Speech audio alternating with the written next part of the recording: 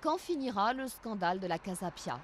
Depuis novembre 2004, 7 accusés sont jugés pour abus sexuels et incitation à la prostitution sur 32 mineurs de la Casa Pia, une institution publique qui accueille des jeunes et des enfants en difficulté.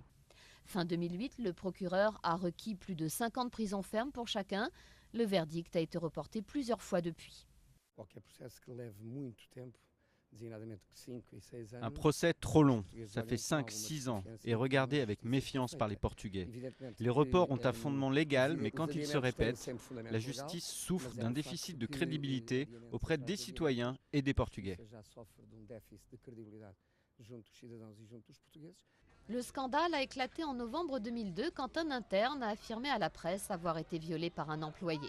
D'autres pensionnaires se mettent alors à parler. Bernardo Teixeira est l'un des rares à parler à visage découvert. Le procès ne va rien donner, ça va être des années perdues. Les révélations ont conduit à des arrestations choc, comme celle de Carlos Cruz, un ancien présentateur vedette de la télévision, mais aussi un ancien ambassadeur.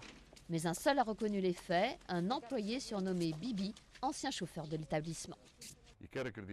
Je veux croire qu'au-delà d'éventuelles pressions, les juges aient conscience que s'ils me condamnent, ils commettent une erreur judiciaire d'une dimension monstrueuse, identique à ce qui s'est passé à l'étranger.